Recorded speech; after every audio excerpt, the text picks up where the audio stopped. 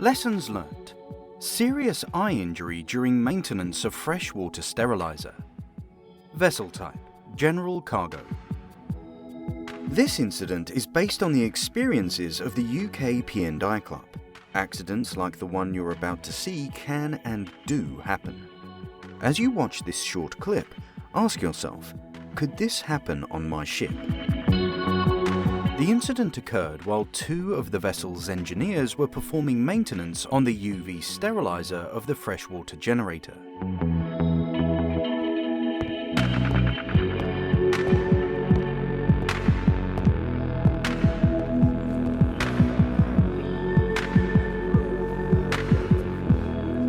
Two engineers were performing maintenance on the UV steriliser of the freshwater generator.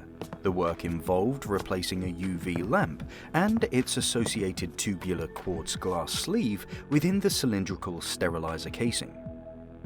After the old lamp and sleeve were removed and the new sleeve installed, the engineers decided to hydrostatically test the steriliser unit to verify that the sleeve was correctly fitted and not leaking before installing the lamp.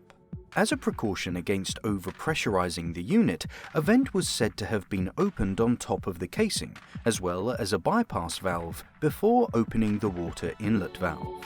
After the inlet valve was opened, one of the engineers positioned his head above the open top of the steriliser casing to look into the sleeve. At that moment, the glass sleeve violently imploded, forcefully blowing glass fragments into the face of the engineer. The injured engineer was quickly transferred to a local hospital, but doctors were unable to save the sight in one of his eyes. This is one of a number of accidents notified to the UK Club relating to the explosive failure of glass fittings, pressure gauge glasses, manometers, and light bulbs, resulting in serious injuries to crew. Although the vent and bypass valves were found to be open during the subsequent investigation, excessive pressure had evidently been able to build up within the casing around the glass sleeve, causing it to shatter. It was reported that the injured engineer was not wearing any face or eye protection when carrying out the work, despite the ready availability of this equipment in the engine room. If the engineers had performed a proper risk assessment and toolbox talk prior to carrying out the task, this would have given them the opportunity of identifying the potential hazards associated with the job and what precautions were required to minimize risk to personnel. The following practices could have prevented this accident. Always perform a proper risk assessment and pre-work toolbox talk when work is to be carried out on pressurized systems or on fragile components that could potentially fail, exposing crew to injury. Reference should be made to the relevant SMS instructions, safety precautions, and checklists prior to commencement of any maintenance work.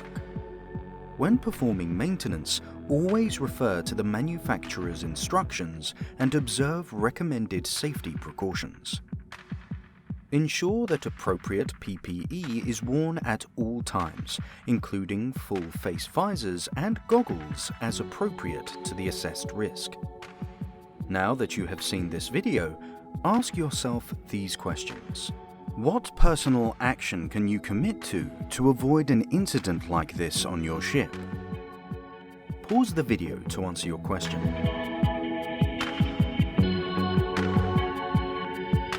What are the procedures and controls on your ship that would prevent this from happening? Pause the video to answer the question.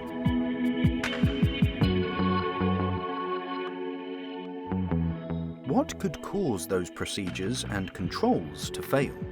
Pause the video to answer the question.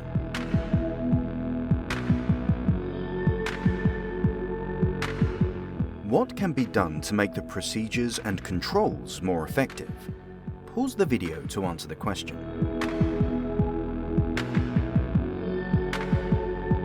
Thank you for watching this learning video.